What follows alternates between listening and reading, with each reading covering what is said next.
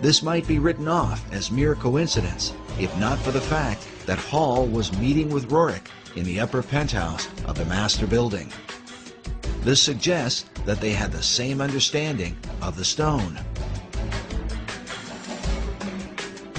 Furthermore, both men were involved, along with Henry Wallace, in the theosophical teachings of Madame H.P. Blavatsky, who openly asserted the ancient Gnostic belief that the true God is Lucifer. As such, for Roerich to have a piece of Lucifer's gemstone would have had great significance. Dr. Obadiah Harris explained to us the importance of Madame Blavatsky to Manly Hall and to his writings about the founding and destiny of America. There's another important lady over here that Mr. Hall wanted to honor, and that is Helen Blavatsky, a Russian woman. By the way, her little house in Russia, and I understand now, is the National Museum. But in the early days, he wanted to pay tribute to her contribution, and she was the co-founder of the Theosophical Society, whose headquarters now is in India. She wrote Isis Unveiled, The Secret Doctrine, and it is said, I don't know if this is true, but she died in 1891.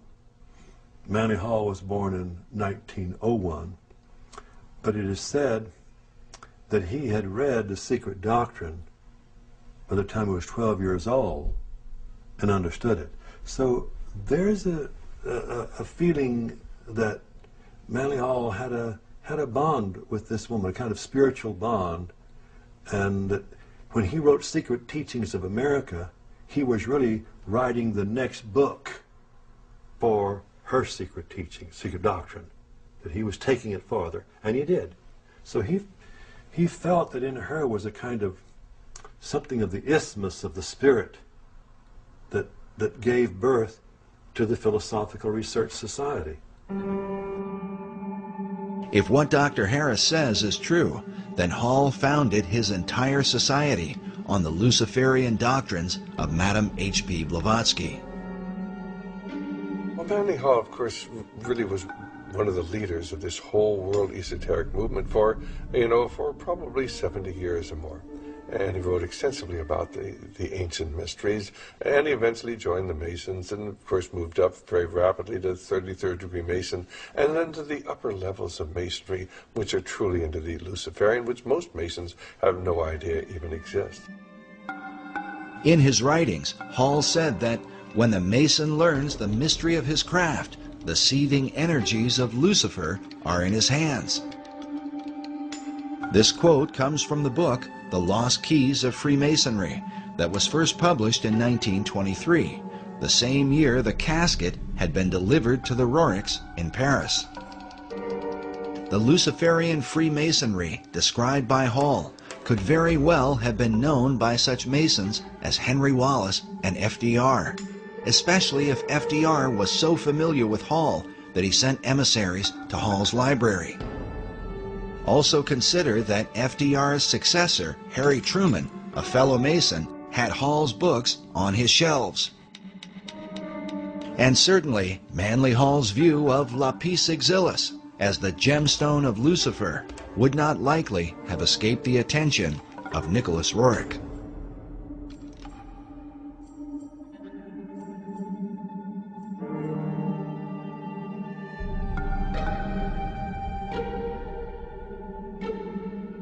Despite Roerich's international mystique and influence in the Oval Office, he eventually suffered a sudden and sharp decline. While searching for seeds and grasses for the Department of Agriculture, he was also heavily involved with the politics of Central Asia. Buff Perry believes that prior to his fall, Roerich was working to amalgamate the countries of Asia into a united Buddhist theocracy that would ultimately be joined to a one-world government.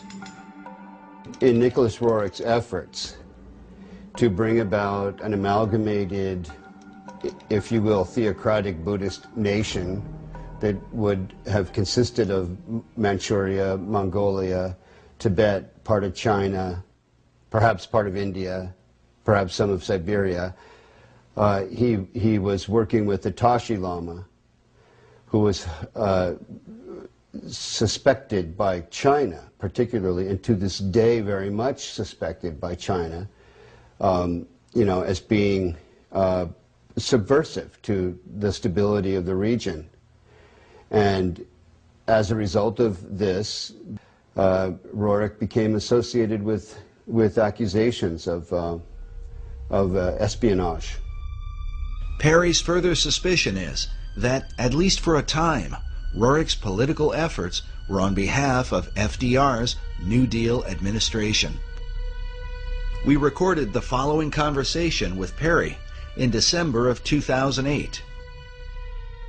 So we've got the what nobody's talking about right now in American media, the North American Union, right, through the Free Trade Agreement, the European Union, which is known about, but we never hear about it on the news, right. And now there's this Asian Union. It seems like Roerich was being used by the American government to lay the foundation for or to bring about an Asian Union. You've got it. That I accept wholeheartedly. And I think when you read it, the details, factual details, it's inescapable that America saw in Roerich the capability of creating this great Asian Union. And he was supported by American intelligence. Roerich was supported when he was trying to bring together that great new nation. Who was he reporting to? He was reporting to the American consulates in China. The official story seems to be that once Roerich was accused of being a spy, he fell out of favor with his two greatest supporters, Henry Wallace and Louis Horch. But what about Roerich's so-called Stone of Destiny, this holy grail that he claimed was in his possession, supposedly buried inside the cornerstone of the Master Building? Whether the stone or some part of it is there or not, Buff Perry has come to the conclusion that Roerich's artifact was a cunningly devised fable. Just for our audience, you don't buy into the idea of the mystical, magical nature of this stone. Absolutely not. And you think it was a showpiece fabricated by the Roerichs, really to beguile guys like Henry Wallace, it seems like. Yes.